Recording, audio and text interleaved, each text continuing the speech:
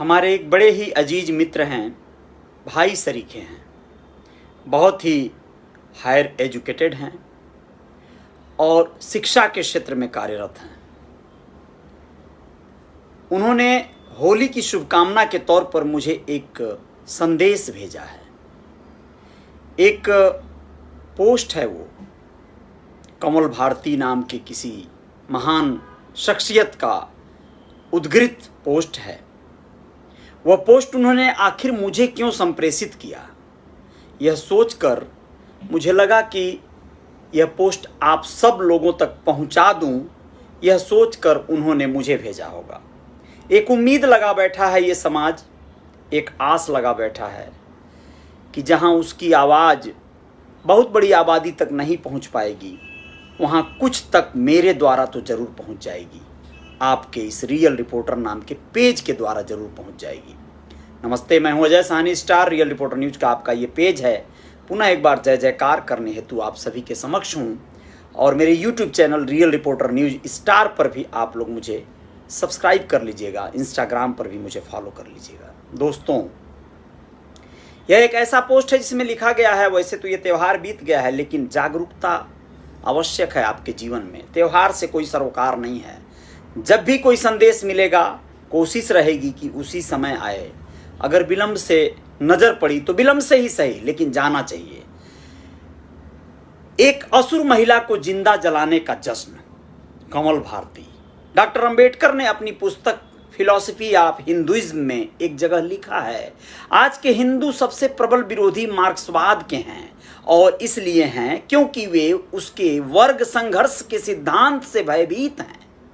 अब यहां पर एक बात कह देना चाहता हूं, बहुत बड़े एक तबके से, या यूं कहें कि बहुत छोटी एक आबादी से, वो अन्यथा न लें इस पोस्ट को, समझें, लेकिन एक बड़ी आबादी से यह कह देना चाहता हूं कि आप लोग ये ब्राह्मणवाद, श्रमणवाद, इन सारी चीजों से जब दो दो हाथ करने की सोचते हैं तो वहां पर आपकी अपनी व्यक्तिगत छवि बहुत महत्वपूर्ण हो जाती है। आप लोगों को यह तराशना होगा कि आप आज की तारीख में क्या कर रहे हैं, आपके बच्चे शिक्षा दीक्षा के क्षेत्र में क्या कर रहे हैं, आप क्या कारोबार कर रहे हैं, आपकी हैसियत क्या है। आप जब किसी से तुलना या प्रतिस्पर्धा करते हैं तो आपको एक लाइन जो खींची गई होती है दीवार पर, उससे बड़ी लाइन खींचनी होती है। प्रतिस्पर्धा में हैं तो रफ्तार में चलने वाले उस शख्स से अधिक रफ्तार बनानी पड़ेगी। चलिए जय जयकार बनाते हैं। फिलहाल आप लोग बताना चाहेंगे कि वे भूल जाते हैं कि भारत न केवल वर्ग संघर्ष की भूमि रहा है, बल्कि वर्ग संग्राम की भी भूमि रहा है। ऐसा लिखा गया है फिलॉसफी ऑफ हिंदुइज्म नाम की पुस्तक जो बाबा साहब भीमराव अंबेडकर ने लिखी थी। अब एक साक्षी ऋग्वेद से आता है, यहां पे मामला लेते हैं साक्ष्य। वहां लिखा गया है, हे इंद्र, हमारे चारों ओर यज्ञ कर्म से शून्य किसी, यानी ईश्वरीय सत्ता ब्रैकेट में है, को न मानने वाले वेद स्तुति के प्रतिकूल कर्म करने वाले दस्यु हैं। वे मनुष्य नहीं हैं, उनका नाश करो। अब यहां पर बात आती है, पूरी बात को समझिएगा। स्पष्ट है कि यह वर्ग संघर्ष और वर्ग संग्राम भारत के लिए नया नहीं है। वैदिक काल में जो देवासुर संग्राम शुरू हुआ वह आज तक इस 21वीं सदी के लोकतंत्र में भी चल रहा है, ऐसा इस पोस्ट में लिखा गया है। देवों ने न केवल अपने विरोधी असुरों को मारा, बल्कि उसे उन्होंने अपने धर्म की जीत भी घोषित किया और व्यापक स्तर पर उसका जश्न मनाया। लगभग सभी हिंदू त्योहारों की बुनियाद में यही देवासुर संग्राम है, चाहे वह दुर्गा पूजा हो, दशहरा हो, दिवाली हो या होली हो। ये सारे त्योहार असुरों की मौत पर देवों अर्थात ब्राह्मणों के जश्न हैं। ब्राह्मणों ने अपने विरुद्ध चलने वाली विचारधारा को पसंद नहीं किया। भारत के जनजातीय क्षेत्रों में ब्राह्मणों ने अपना ब्राह्मण राज्य कायम करने की हर संभव कोशिश की। इस योजना में वे सबसे पहले अपने धर्म गुरुओं को वहां भेजते थे, जो वहां अपने आश्रम बनाकर यज्ञ आदि की गतिविधियों को प्रारंभ करते थे। उनका जो विरोध करते उनको वे मरवा देते थे। कुछ जनजातीय लोगों को वे प्रलोभन देकर मिशन से भी जोड़ लेते थे। ऐसा वे आज भी करते हैं। आज भी दलित पिछड़े समुदायों के बहुत से बुद्धिजीवी ब्राह्मणवाद के फोल्ड में हैं। उन्हीं की मदद से उन्हें अपनी योजना को आगे बढ़ाया और विरोधियों का राज्य समाप्त करके वहां अपना उपनिवेश कायम किया। दोस्तों, ये बातें आप लोगों को किस तरह से कहां पर लेकर जाएंगी, कितना जागरूक करेंगी, मुझे नहीं पता, लेकिन इन बातों को जानना तो जरूरी है। यह गलत बातें बिल्कुल भी नहीं है। ये कथा कहानियों में, आपको सीरियलों में, पटकथाओं में, सिनेमा के द्वारा तमाम बार परोसा गया है। लेकिन असुर जो कहा गया है जिन्हें, वो भी तो इंसान थे, वो भी तो मनुष्य थे। उनकी जो हरकतें थी असुरीय थी।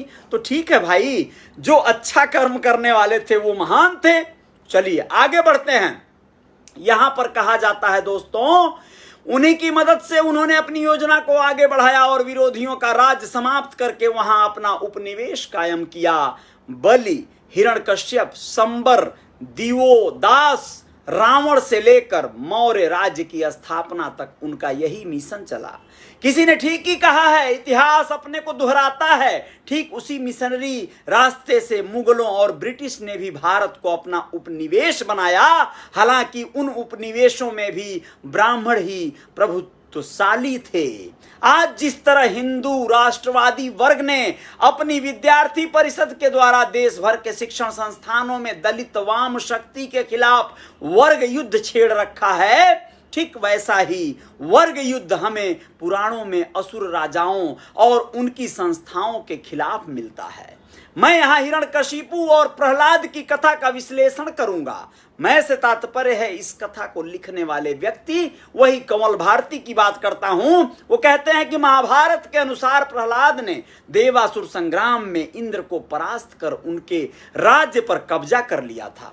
यह अपनी जनता में अपने धार्मिक सद्गुणों से इतना लोकप्रिय था कि इंद्र उससे अपना राज्य वापिस नहीं ले सकता था। अतः इंद्र ब्राह्मण का भेष बनाकर प्रहलाद के पास आता है और उससे अपना धर्म सिखाने की प्रार्थना की। इंद्र की प्रार्थना पर प्रहलाद ने इंद्र को अपने सनातन धर्म की शिक्षा दी। अपने शिष्य से प्रसन्न होकर प्रहलाद ने इंद्र से वरदान मांगने को कहा और ब्राह्मण भेष बनाए इंद्र ने कहा, मेरी इच्छा तुम्हारे सद्गुण पाने की है। इंद्र प्रहलाद का गुण और धर्म अपने साथ लेकर चला गया और प्रहलाद के धर्म पर चलकर इंद्र ने उसकी सारी कीर्ति खत्म कर दी। ऐसा लिखा गया है इस पोस्ट में और इस कथा में। आगे बढ़ते हैं दोस्तों। यहां पर कहा जा रहा है कि देव विरोधी असुरों के साथ ब्राह्मण छल की यह कोई पहली घटना नहीं है।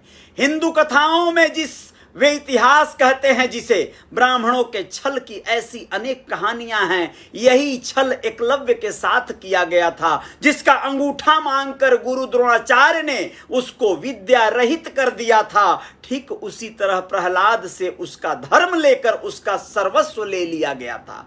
प्रहलाद ने जिस सनातन धर्म की शिक्षा दी थी वह वैदिक वर्ण व्यवस्था वाला धर्म नहीं था, क्योंकि इंद्र उसे क्यों सीखता जबकि वह उसी धर्म से आता था।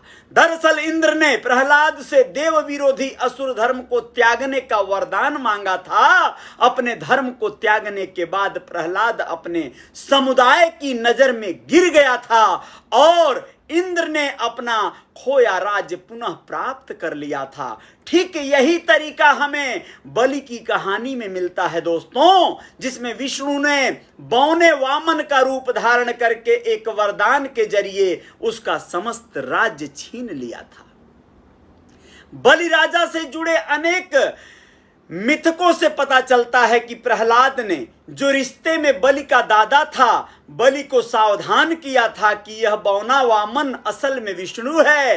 एक अन्य कथा में प्रहलाद बहुत ही तीखे शब्दों में, जी हां, प्रतिवाद करता है कि विष्णु ने बौना बनकर उसके पोते बलि के साथ धोखा किया है और उसे लूटा है। एक और मिथक जो एकलव्य से जुड़ा है दोस्तों बताता है कि किस तरह स्वयं इंद्र ने बलि के पिता विरोचन से भी वरदान के जरिए उसका सिर मांग लिया था। इंद्र ने कहा था मुझे अपना सिर दे दो और विरोचन ने तुरंत अपना सिर काटकर इंद्र को सौंप दिया था। आप लोगों को बताना जरूरी है, स्कंद पुराण के अनुसार मिथक इतिहास नहीं है, यह सच है, पर उनमें भारत के मूल निवासी असुरों के साथ हुए वर्ग युद्धों और उस युद्ध में शहीद हुए असुर राजाओं की नृशंस हत्याओं का पूरा राजनीति शास्त्र है। कोई भी व्यक्ति न अपने हाथ से अपना अंगूठा काट कर किसी को देगा और न अपना सिर काट कर देगा।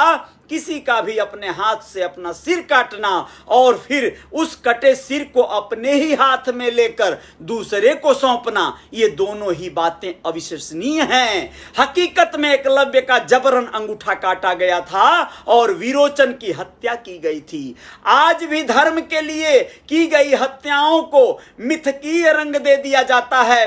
पुराणों ने भी यही काम किया था, पर उसने एक कदम आगे बढ़कर देव विरोधी असुरों को जनता का खलनायक बनाने का भी कार्य किया था। प्रहलाद के पिता हिरण्यकशिपु की हत्या तो और भी बड़ी क्रूरता है। उसे उसी के महल में घुसकर नरसिंह ने मारा था। ऐसा प्रतीत होता है कि इस असुर राजा का वंश ही ब्राह्मणों के निशाने पर था और उसका बीज नाश करके ही उन्होंने दम लिया था। इसकी जो मिथकीय कथा विष्णु पुराण और भगवत पुराण में मिलती है, उसके अनुसार देव विरोधी हिरण्यकशिपु को ब्रह्मा से यह वरदान मिला था कि वह न मनुष्य के द्वारा, न देवताओं के द्वारा, न पशु के द्वारा, न भीतर न बाहर, न दिन न रात, न पृथ्वी न आकाश, न शस्त्र से न अस्त्र से मारा जाएगा। अपनी अमृत्यु से निश्चिंत होकर उसने पृथ्वी और स्वर्ग में उत्पात मचाना शुरू कर दिया था, किंतु उसका पुत्र प्रहलाद विष्णु का भक्त था। सो हिरण्यकशिपु ने प्रहलाद को मारने की धमकी दी, जो विष्णु को सर्वव्यापी ईश्वर मानने पर जोर देता था।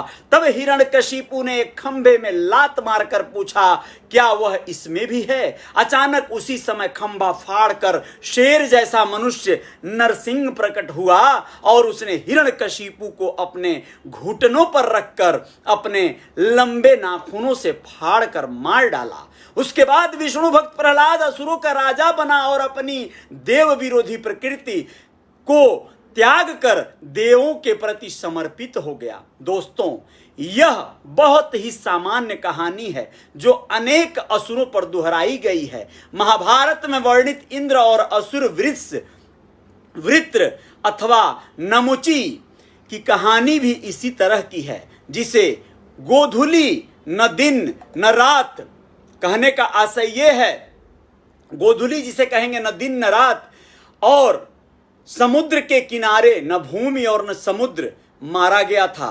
रावण और महिष की हत्याओं की कहानी भी कुछ इसी तरह की है।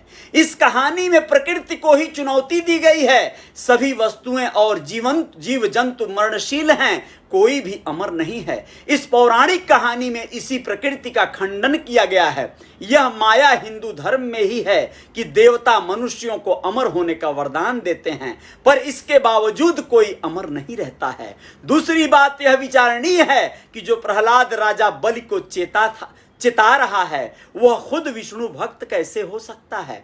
तीसरी बात यह है कि अगर प्रहलाद इतना परम विष्णु भक्त था कि उसके लिए वह खंभा फाड़कर नरसिंह के रूप में प्रकट हुए, तो उसने अपने पिता को बचाने को क्यों नहीं कहा?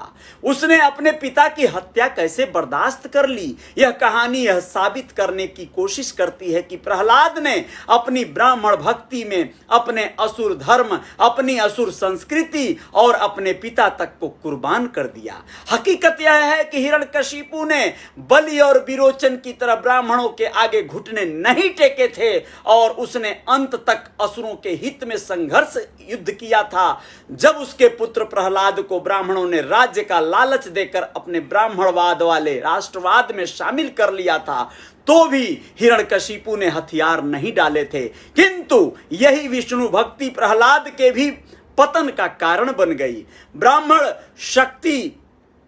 भक्ति की जो भूमिका विभीषण ने निभाई थी वही प्रहलाद ने निभाई थी। इस संबंध में महात्मा ज्योतिबा फूले का मत भी गौरतलब है। संभवतः फूले पहले व्यक्ति हैं जिन्होंने हिंदू मिथकों का बहुत ही वैज्ञानिक विश्लेषण किया है। वे नरसिंह के विषय में गुलामगिरी में लिखते हैं, वराह के मरने के बाद द्विजों का मुखिया नरसिंह बना था। सबसे पहले उसके मन में हिरण्यकशिपु की हत्या का विचार आया था। उसने यह अच्छी तरह समझ लिया था कि उसको मारे बगैर उसका उसे मिलने वाला नहीं है।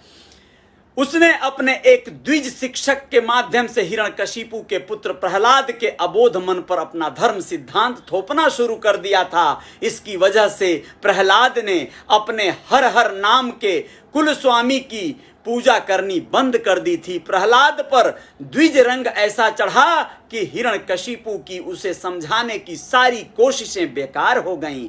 तब नरसिंह ने प्रहलाद को अपने पिता की हत्या करने को उकसाया, पर ऐसा करने की प्रहलाद की हिम्मत नहीं हुई। अंत में नरसिंह ने अपने शरीर को रंगवाकर मुंह में नकली शेर का मुखौटा लगाकर अपने शरीर को साड़ी से ढककर प्रहलाद की मदद से हिरण्यकशिपु के महल में एक खंबे की आड़ में चिपकर खड़ा हो गया। और जब हिरण्यकशिपु आराम से पलंग पर लेटा था तो शेर बना नरसिंह उस पर टूट पड़ा और बखनखा से उसका पेट फाड़कर उसकी हत्या कर दिया। महात्मा फूले ने यह भी लिखा है कि हिरण्यकशिपु की हत्या के बाद नरसिंह सभी द्विजों को लेकर अपने मुल्क भाग गया। जब क्षत्रियों को पता चला तो वे आर्यों को द्विज कहना छोड़कर विप्रिय यानी अप्रिय, धोखेबाज, दुष्ट कहना शुरू कर दिए।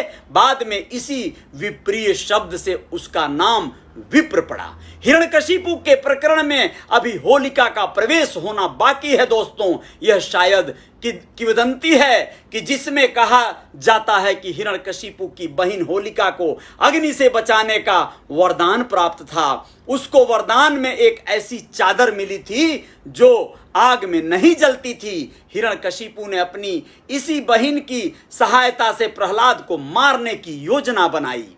आप लोगों को बताना चाहते हैं कि होलिका प्रहलाद को अपनी गोद में लेकर धू धू करती आग में जा बैठी थी, किंतु विष्णु की कृपा से प्रहलाद को कुछ भी नहीं हुआ और होलिका जलकर भस्म हो गई। कहते हैं कि तभी से होली का त्योहार मनाने जाया लगा।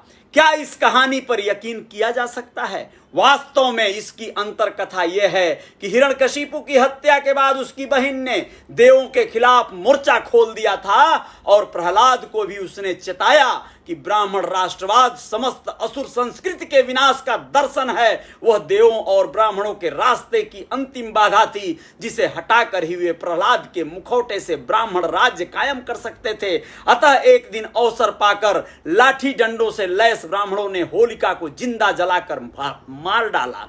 उसकी मौत पर ढोल नगाड़े बजाए गए। आज उसी तर्ज पर हिंदू हर वर्ष होलिका के रूप में होली जलाकर ब्राह्मणवाद की विजय का जश्न मनाते हैं। आज लाठी डंडों की जगह उनके हाथों में गन्ने होते हैं, पर ढोल डीजे का शोर तो आज भी होता ही है दोस्तों यह पोस्ट मेरे मित्र बिहार की धरती से बड़े ही अच्छे मेरे सहयोगी, मेरे भाई, मेरे मित्र जैसे राकेश जी ने भेजा है। और यकीनन उनके मन में एक पल के लिए जरूर यह बात आई होगी, यह ख्याल आया होगा कि यदा कदा अजय साहनी स्टार तक यह बात पहुंचेगी तो एक बड़ी आबादी तक जाएगी। मेरा मकसद किसी का कोई विद्रोह नहीं है, लेकिन उन सारी आबादी और सारे लोगों से कहना चाहता हूं कि जब आप किसी के सामने उठ खड़ा होना चाहते हैं, जब आप किसी से मुकाबला करना चाहते हैं, तो आज के समय में जब नियम, कानून, कायदे और संविधान हमारे सामने है, उसी बाबा साहब भीमराव अंबेडकर का लिखा हुआ संविधान, तो क्या आप संविधान को तोड़ देंगे? क्या आप संविधान को खंडित करके उसका अवहेलना और उल्लंघन करेंगे? नहीं। संविधान के दायरे में रहकर आप अपनी शिक्षा को लीजिए, आप अपने बच्चों को उच्च शिक्षा की ओर लेकर जाइए, उन्हें अनुशासन सिखाइए, आप उन्हें उद्यमी बनाइए, व्यवसायी बनाइए, उन्हें क्रिएटिव बनाइए, जितना हो सकता है उन्हें एजुकेटेड कीजिए, जागरूक कीजिए, धन कमाइए, आप बलवान होइए, शरीर से स्वस्थ रहिए, मजबूत बलिष्ठ रहिए, तब जाकर आप जो है कहीं भी किसी मोर्चे पर शास्त्रास्त्र कर सकते हैं। आप किसी से भी तर्क कर सकते हैं, किसी से भी जरूरत पड़ने पर हाथ मिला सकते हैं, पंजा मिला सकते हैं, लेकिन अपराध नहीं करना है आपको। ब्राह्मण, क्षत्रिय या सवर्ण या कोई भी लोग, श्रीवास्तव, कोई भी समाज की बात जब आप करते हैं और कहते हैं कि उन्होंने आपके अधिकार छीन लिए, उन्होंने आपसे आगे बढ़ लिया, संख्या बल में वो आपसे आगे नहीं है, लेकिन आखिर क्या वजह है कि वो मजबूती में आपसे आज भी आगे हैं? तो उनके पूर्वजों ने खेती, जमीन, जायदाद उनके लिए छोड़ रखा है, आज भी बहुत बड़ी जमीन के मालिक वही हैं। कोई बात नहीं, आप अपनी शिक्षा से, बहुत सारे बच्चे ऐसे हैं जो विदेशों में कमाकर प्रबल धनवान बन गए, जो यहीं पर अपनी बुद्धि से, विवेक से, अपनी मेहनत से, अपनी एकाग्रता से देश में बढ़िया उद्यम खड़ा कर दिए। गरीबों के बच्चे, आप लोग भी अपने बच्चों को जागरूक करें और स्वयं जागरूक हों। पहले शुरुआत आप करें। आप लोगों को कोई नई चीज जब बताई जाती है तो आप लोग उसको एक्सेप्ट ही नहीं करते। जो परिपाटी पूर्वजों की चली आ रही है उसी परिपाटी में आप लिप्त रहना चाहते हैं। जो परिपाटी आपके बाप दादे ने की, जो शराब और मदिरा में लिप्त रहे, वो शराब और मदिरा आज भी बहुत सारे लोग पी रहे हैं। जो जितने गरीब हैं, दरिद्र हैं, वो उतने बड़े नशेड़ी हैं, मजदूर हैं, ठेला खींचते हैं दिन भर, गांजा जरूर पिएंगे। बताइए, ठेला खींचने में शक्ति लगती है, बल लगता है, और गांजा पीने में सोचिए पूरा उनका फेफड़ा सड़ रहा है, सांस फूलने लगता है, लेकिन वो गांजा पीना नहीं छोड़ेंगे।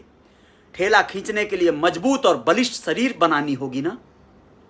बहुत दुर्भाग्य है। तो इन सब चीजों की जागरूकता लानी होगी। लेकिन गरीब एक ऐसा शब्द है, वो कभी नहीं बदलेगा। गरीब गरीब पैदा हुआ है, गरीब मर जाएगा। उन्हीं में से कुछ एजुकेटेड, कुछ पढ़े लिखे, शिक्षित या जागरूक लोग हैं जो अगर आगे बढ़ना चाहते हैं तो सामने से आएंगे। इसको मैं अगले पोस्ट में बताऊंगा आप लोगों को। उनका सम्मान है, स्वागत है। लेकिन जो आप में अमीर हैं, जो बदलना चाहते हैं, जो क्रिएटर हैं, उन्हें बदलने की जरूरत है, आगे लेकर जाने की जरूरत है, और वो बदलेंगे। उनके जीवन में जय जयकार होगी। आपको किसी से हिंसा नहीं करना है। सत्य और अहिंसा वाले मार्ग पर चलकर आपकी जीत हो सकती है। आप उनसे आगे जा सकते हैं, लेकिन आपके अंदर वो प्रबल शक्ति, इच्छा शक्ति पहले जागृत करनी होगी। जय जयकार जारी रहेगी। बहुत बहुत शुक्रिया, आभार आप सभी का। पुनः हाजिर होते हैं कुछ और खबरों के साथ। जय हिंद, जय भारत। अपना ख्याल रखिएगा आप लोग। और इस पोस्ट को आप लोगों को जरूरत नहीं है कि बहुत ज्यादा वायरल करिए, शेयर करिए, कर सकते हैं, कोई प्रॉब्लम भी नहीं है। बस ये है कि इससे सबक जरूर लीजिएगा। अब ऐसे पोस्ट पर भी जय निषाद राज, जय हो संजय निषाद की, जय हो डॉक्टर फलाने की, ये सब लिख देने से बदलाव नहीं आएगा दोस्तों। आप इसको सुनिए, अगर हो सके तो पूरी बात को समझिए। नहीं समझ सकते हैं, नहीं सुन सकते हैं, कान में रुई ठूस लीजिए और सो जाइए। लेकिन बैड कमेंट या गलत टाइम पर गलत कमेंट मत कीजिए भैया। आप लोग जो है सही कमेंट कीजिए, सटीक कमेंट कीजिए। बहुतों ने किया है, मुझे बहुत खुशी हो रही है, बहुत आभार प्रकट करता हूं मैं। बहुत सारे दोस्तों, मित्रों ने, भगवान दास निषाद, बहुत बहुत शुक्रिया आपका। और निषाद निवास कुमार जी, निराला जी लिखे हैं जय हो, धन्यवाद भाई। राजू निषाद बोलते हैं वेरी गुड, धन्यवाद भाई, बहुत बहुत धन्यवाद। मूलचंद निषाद बोल रहे हैं यही सत्य है, बहुत बहुत धन्यवाद भाई आपका मूलचंद जी। श्रवण कुमार निषाद बोल रहे हैं राइट, बहुत बहुत धन्यवाद, बहुत बहुत धन्यवाद आपका भी। श्याम नारायण निषाद कह रहे हैं सही है। मनोज साहनी कह रहे हैं बिल्कुल सही है, धन्यवाद। अरुण कुमार जी शुक्रिया आपका। रिंटू कश्यप बोल रहे हैं जो आप बता रहे हैं कहानी वो मैं और पहले ही जानता हूं, इसके वजह से मैं होली नहीं मनाता। बिल्कुल सही है, मैंने भी नहीं मनाया, मुझे भी बहुत दुख होता है होली को अब सुनकर, होलिका के मैटर को सुनकर। रविंद्र साहनी जी शुक्रिया, बहुत बहुत धन्यवाद। जगजीवन साहनी बहुत बहुत धन्यवाद। और बहुत बहुत शुक्रिया सभी मित्रों का, आभार। पंचम निषाद शुक्रिया आपका। और राज नारायण निषाद राइट, धन्यवाद भाई, बहुत बहुत धन्यवाद सभी का। कयूम अंसारी शुक्रिया आपका। जितेंद्र साहनी धन्यवाद आपका। चौधरी अमरजीत जय हिंद, बहुत बहुत शुक्रिया आपका। ओम प्रकाश सिंह बहुत बहुत धन्यवाद। सत्यराम जी बहुत बहुत शुक्रिया आपका, बहुत बहुत धन्यवाद आपका, सभी लोगों का धन्यवाद कहता हूं मैं। मनोज प्रसाद जी शुक्रिया। राजेंद्र पांडे जी आप भी देख रहे हैं, धन्यवाद भाई आपका। बदरी सहानी जी बहुत बहुत धन्यवाद। गुस्सा तो आपको बहुत लग रहा होगा, लेकिन कोई बात नहीं, मैं क्षमा प्रार्थी हूं। मैंने सत्य और सटीक चीज़ों को पहुंचाने का ठेका ले रखा है लोगों के बीच में। गुबिन सहंद जी बहुत बहुत शुक्रिया आपका। सनोज कुमार जी शुक्रिया आपका, धन्यवाद आपका। यहाँ देखिए जयनिषाद राज लिख दिए सनोज भाई बस धन्यवाद, नहीं लिखने की जरूरत थी। यहाँ पे जयनिषाद राज खाली कर देने का कोई औचित्य नहीं है, लेकिन चलिए कोई बात नहीं। राम प्रवेश निषाद जी शुक्रिया, बहुत बहुत धन्यवाद। मनोज कुमार बरेठ जी बहुत बहुत शुक्रिया। राहुल निषाद जी धन्यवाद आपका। कन्हैया लाल निषाद, विकास राज धन्यवाद। लल्लन निषाद और बंधु निषाद शुक्रिया। संतोष कुमार जी धन्यवाद। जलवंशी ऋषि निषाद, नगेंद्र सहानी धन्यवाद। राकेश कश्यप जी और नैतिक बिंद जी, जिद्दी साहब बहुत बहुत धन्यवाद। सौरभ बहुत बहुत धन्यवाद आपका, सौरभ चौहान जी। और बैजनाथ मल्लाह जी शुक्रिया। नवीन मौर्य जी शुक्रिया। राम भुवाल निषाद जी आप सत्य कह रहे हैं, यही हकीकत है, धन्यवाद भाई। हैप्पी होली श्रवण कुमार जी धन्यवाद आपको। अमित बाबू गुप्ता धन्यवाद आपको, बहुत बहुत धन्यवाद। राज बहादुर निषाद धन्यवाद, सभी लोगों को बहुत बहुत धन्यवाद। रामपाल जी धन्यवाद आपका, बहुत बहुत शुक्रिया। संजय कुमार निषाद, जय सिंह जी धन्यवाद आपको। अंजलि सहानी जी बहुत बहुत धन्यवाद। राजन निषाद जी और बब्बन अहिर जी धन्यवाद। राजू निषाद जी धन्यवाद। विशाल सहानी आपका भी धन्यवाद। राजनीश कन्नौजिया जी शुक्रिया। विजय प्रताप सहानी जी धन्यवाद। राजू जी बहुत बहुत धन्यवाद। राजन निषाद जी धन्यवाद। चंदन सहानी और राघव जी बहुत बहुत धन्यवाद। बलराम सिंह यादव जी धन्यवाद आपका। जितेंद्र सिंह परिहार जी बहुत बहुत आभार। आप सभी मित्रों का धन्यवाद और आभार व्यक्त करता हूं मैं। विनोद निषाद जी आपका भी धन्यवाद। जसवंत निषाद शुक्रिया। आशीष कश्यप बहुत बहुत धन्यवाद। विनोद जी बहुत बहुत धन्यवाद, सभी का शुक्रिया। विजेंद्र कुमार जी धन्यवाद आपका। मनोज प्रसाद जी धन्यवाद और सर्वानंद चौरसिया जी शुक्रिया आपका, बहुत बहुत धन्यवाद। कालू पेंटर जी बहुत बहुत धन्यवाद आपका। जितेंद्र निषाद जी, शशि शुभ नारायण जी बहुत बहुत शुक्रिया आपका।